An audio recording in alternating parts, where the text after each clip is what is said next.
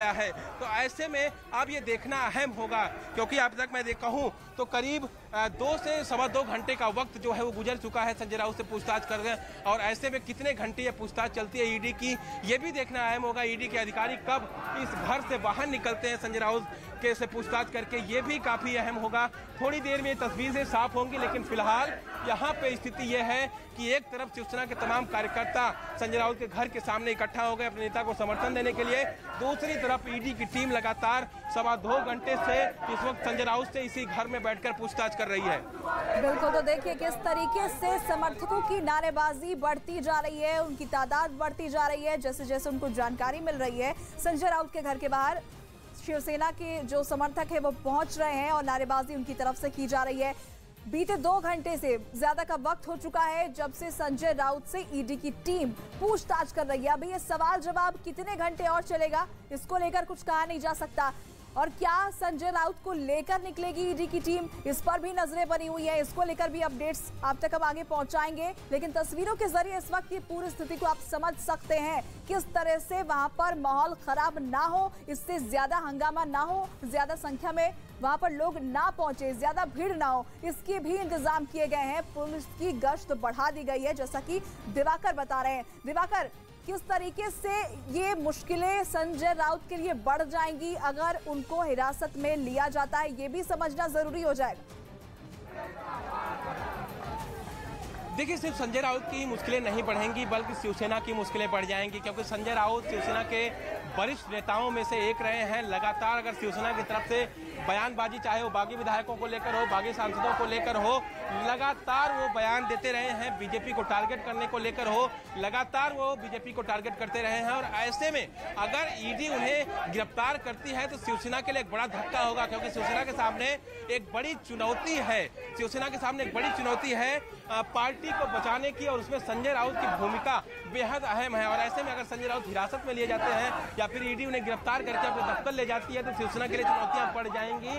संजय राउत की मुश्किलें तो बढ़ेंगी ही बढ़ेंगी, क्योंकि प्रवीण राउत की जब गिरफ्तारी हुई थी तब संजय राउत का ये नाम सामने आया था।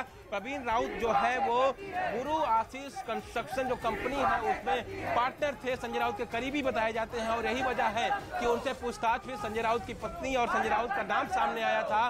पत्नी से पूछताछ की थी ईडी ने, और उसके बाद संजय राउत से लगातार पूछताछ के लिए उन्हें समन्स करती रही है, लेकिन संजय राउत संसद सत्र का हवाला देते रहे कि वो पेश नहीं हो पाएंगे, आगे उन्हें समय दिया जाए। और ऐसे में आज खुद ईडी की टीम, क्योंकि संडे का दिन था, आमतौर पर संजय राउत अपने घर पर होते हैं और करीब 10 बजे के आसपास वो साबना ऑफिस के लिए जाते हैं, लेकिन यहाँ पर आज उन्हें ईडी के सवालों का जवाब देना पड़ेगा। इसी के तमाम जो सवाल हैं ईडी की टीम लेकर पहुंची है, उसका जवाब उनसे लेने की कोशिश करेगी। लेकिन ठीक उसके सामने, घर के सामने शिवसेना के तमाम कार्यकर्ता आपको नजर आ रहे हैं। लगातार यहाँ पर नारेबाजी बीजेपी और ईडी के खिलाफ ये कार्यकर्ता कर रहे हैं। संजय राउत भी लगातार ट्वीट के जरिए अपने रिएक्शंस दे रहे हैं, लगातार इस कार्रवाई को झूठ बता रहे हैं, सभी सबूतों को झूठ बता रहे हैं। और ऐसे में ईडी के सामने ये चुनौती है कि संजय राउत से सवालों के जवाब लिए जाए। सवालों के जवाब अगर नहीं देते हैं तो ईडी के सामने विकल्प क्या बचता है। कानून प्रक्रिया के तहत ईडी उसको जो है अप्लाई करेगी, और हो सकता है कि संजय राउत की गिरफ्तारी के बाद उन्हें यहाँ से सीधा ईडी दफ्तर ले जाया जा सकता है अगर उनकी गिरफ्तारी होती है तो। बिल्कुल, तो बड़ा सवाल बना हुआ है संजय राउत की गिरफ्तारी क्या हो सकती है, इस पर भी नजरें रहेंगी। लेकिन दिवाकर, जिन 2 लोगों से इस मामले में पूछताछ हुई है उसमें संजय राउत की पत्नी भी शामिल है। उनकी पत्नी से जब पूछताछ हुई, क्या कुछ उनसे सवाल जवाब किए गए और क्या जानकारी उसको निकलकर उस पूछताछ से सामने आई, इसको लेकर अगर आप दर्शकों को बता सकें। हाँ, देखिए, साफ तौर पर, क्योंकि जब प्रवीण राउत से पूछताछ पूरे केस में हुई थी, उसमें ईडी ने जब उनके अकाउंट्स को खंगाला तो उसमें पता चला कि 83 लाख रुपए का जो ट्रांजैक्शन है वो संजय राउत की पत्नी के अकाउंट में, प्रवीण राउत के अकाउंट से हुआ है। ये पैसे क्यों उन्हें उनके अकाउंट में ट्रांसफर किए गए, इसका जवाब प्रवीण राउत भी नहीं दे पाए। उसके बाद उनकी पत्नी को समन्स किया गया था संजय राउत की, और संजय राउत की पत्नी को जब पूछताछ के लिए बुलाया गया तो उस दौरान उन्होंने कहा कि वो पैसे उन्होंने प्रवीण राउत से उधार के तौर पर लिए थे और पैसे बाद में उन्होंने वापस भी कर दिए थे। ये जानकारी उनकी पत्नी की तरफ से ईडी को दी गई थी, लेकिन ईडी उनके जवाबों से संतुष्ट नहीं थी। आगे की जांच जब उन्होंने शुरू की, प्रवीण राउत से जब पूछताछ की, प्रवीण राउत मौजूदा समय में इस वक्त न्यायिक हिरासत में है और ऐसे में उनसे लगातार ईडी की जब पूछताछ चलती रही, उसमें संजय राउत का नाम सामने आया।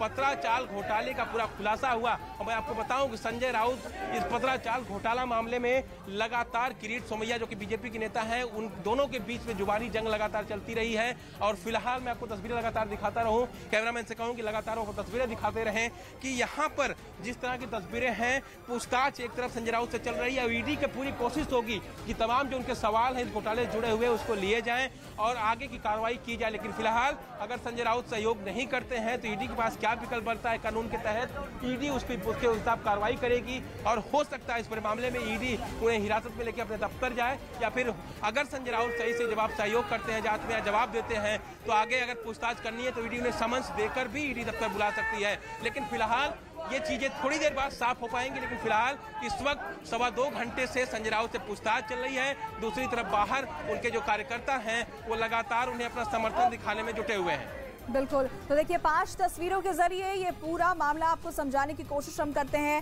संजय राउत के घर के अंदर इस वक्त ईडी की टीम मौजूद है, उनसे पूछताछ की जा रही है। 8 से 10 ईडी के अधिकारी उनसे सवाल जवाब कर रहे हैं और दूसरी तरफ उनके जो तमाम समर्थक हैं वो धरने पर बैठ चुके हैं। लेकिन देखिए ईडी की तरफ से आरोप यह है कि जो समन्स उन्हें जारी किए गए थे वो पेश नहीं हुए, उनकी तरफ से जांच में सहयोग नहीं किया गया और बीजेपी इस पूरे मामले को लेकर संजय राउत को घेर रही है, सवाल कर रही है कि आखिर जब आप गलत नहीं हैं तो फिर आप इस कार्रवाई से डर क्यों रहे हैं, आप सामने क्यों नहीं आते, आपने जवाब क्यों नहीं दिया, आपको जब समन्स भेजे गए तो आप पूछताछ में शामिल क्यों नहीं हुए। लेकिन तस्वीरों के जरिए आप समझ सकते हैं धीरे धीरे करके जैसे जैसे जानकारी बाहर आई, तमाम समर्थक संजय राउत के घर के बाहर पहुंचने शुरू हो गए, उनकी तरफ से नारेबाजी की जा रही है। दिवाकर तस्वीरों के जरिए लगातार आपको अपडेट्स बता रहे हैं। दिवाकर, क्या हालात इस वक्त वहां पर बने हुए हैं, क्या सिचुएशन जो है वो अंडर कंट्रोल है? जिस तरीके से हम देख रहे हैं कि समर्थक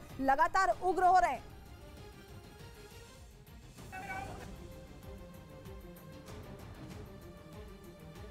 तरफ से समय मांगा गया था 7 अगस्त तक का, तो उन्हें क्यों नहीं दिया गया ईडी की तरफ से? अगर ईडी ने समय दिया तो उन्होंने कार्रवाई आज के दिन क्यों की?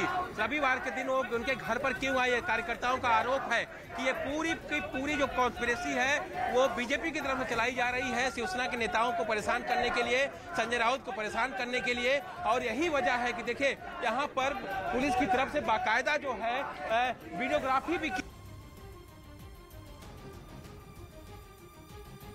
तो जैसा कि दिवाकर बता रहे हैं, पुलिस की तरफ से वीडियोग्राफी भी शुरू कर दी गई है क्योंकि भीड़ वहां पर लगातार बढ़ती जा रही है। समर्थक लगातार नारेबाजी कर रहे हैं, ईडी के खिलाफ नारेबाजी की जा रही है, बीजेपी के खिलाफ नारेबाजी की जा रही है। समर्थकों का कहना यह है कि ये पूरी झूठ की कार्रवाई है, बदले की कार्रवाई है और इसी के तहत ईडी उनके घर पहुंची है। जब ईडी की तरफ से वक्त दिया गया था, फिर ईडी आखिर उनके घर, संजय राउत के घर इस तरीके से क्यों पहुंचती है पूछताछ के लिए, और इसी को लेकर समर्थकों की नाराजगी भी देखी जा रही है। लेकिन इस बीच सुरक्षा के भी पुख्ता इंतजाम किए जा चुके हैं। वहां पर ईडी की टीम जब सुबह ही पहुंची थी तभी सीआरपीएफ की टीम के साथ पहुंची थी और उसके बाद जैसे जैसे समर्थक वहां पहुंचने शुरू हुए उसके बाद पुलिस के तमाम आला अधिकारी की मौजूदगी भी देखी गई। वहां पर सड़क पर वहां गश्त बढ़ा दी गई। आने जाने वाले जो लोग हैं, जो शिवसेना के समर्थक हैं, वो अंदर की तरफ, गेट की तरफ ना पहुंचे, उसे रोकने के भी पुख्ता इंतजाम किए जा चुके हैं।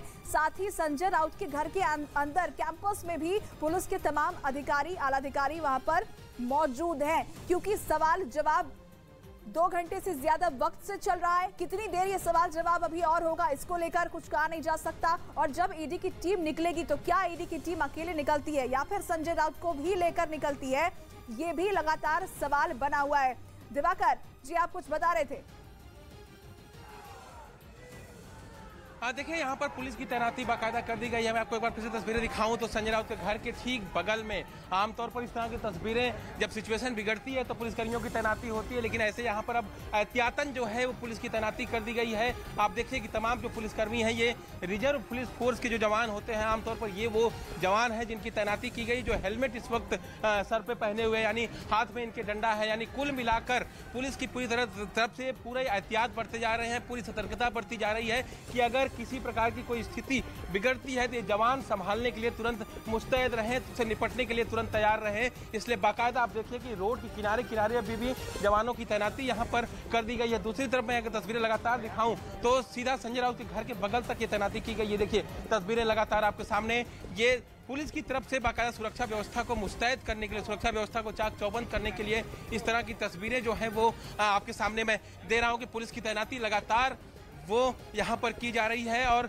जो जोनल डीसीपी हैं वो इस वक्त मौके पर मौजूद हैं और यहाँ पे तस्वीरें लगातार रहीं, क्योंकि एक तरफ ये तस्वीर है जहाँ पर शिवसेना के तमाम कार्यकर्ता अपने नेता को समर्थन देने के लिए यहाँ पर इकट्ठा हुए हैं। ईडी कार्रवाई का जो विरोध कर रहे हैं वो यहाँ पर इकट्ठा हुए हैं। संजय राउत की तरफ से भी लगातार ट्वीट के जरिए इस पूरी कार्रवाई का विरोध किया जा रहा है, उसे झूठा बताया जा रहा है। और ऐसे में अब पुलिस की पूरी जिम्मेदारी है कि अगर यहाँ पर कार्यकर्ता इकट्ठा हुए हैं तो फिर ईडी की जो टीम है उसे कोई नुकसान ना पहुँचने पाए, उसे यहाँ से सुरक्षित जो है बाहर निकाला जा सके। जब ईडी की पूछताछ करके बाहर आए तो ऐसे में यहाँ पर पूरी मुस्तैदी के साथ पूरे जो मुख्य रास्ता है संजय राउत के घर की तरफ आने का, वहाँ पर पूरे रास्ते पर इसी तरह से पुलिस की तैनाती कर दी गई है। जो SRPF के जवान हैं, जो रिजर्व पुलिस फोर्स के जवान हैं, बड़ी संख्या में उन्हें भी यहाँ पर बुलाया गया है तैनाती के लिए। ये उन्हीं के जवान हैं जिनके सर पर आप हेलमेट और हाथ में डंडा देख सकते हैं। यानी कुल मिलाकर किसी भी सिचुएशन से निपटने के लिए पुलिस ने पूरी तैयारियां शुरू कर दी हैं और पुलिस को ये पता है कि ये शिवसेना का गढ़ है और यहाँ पर ईडी की टीम जो है CRPF की टीम के साथ पहुंची थी। लेकिन अब जब कार्यकर्ता इकट्ठा होने लगे तो लोकल पुलिस की जिम्मेदारी है कि सुरक्षा व्यवस्था और कानून व्यवस्था को जो है वो बनाए रखा जाए। और ऐसे में इसलिए पूरी की पूरी जो पुलिस फोर्स है वो अब इस पूरी स्थिति से निपटने के लिए तैयार हो गई है। लेकिन अब फिलहाल सबसे अहम सवाल यही है कि ईडी कब बाहर निकलती है संजय राउत से पूछताछ करने के बाद, कब नीचे आती है, ये देखना अहम हुआ, क्योंकि करीब 2.25 घंटे से ज़्यादा का वक्त जो है गुजर चुका है। ईडी उनसे पूछताछ कर रही है। तो देखिए बड़ी खबर पर लगातार हम बने हुए हैं, तस्वीरों के जरिए आपको दिखा रहे हैं संजय राउत से किस तरीके से पूछताछ चल रही है और दूसरी तरफ तमाम उनके समर्थक उनके घर के बाहर मौजूद हैं, नारेबाजी कर रहे हैं।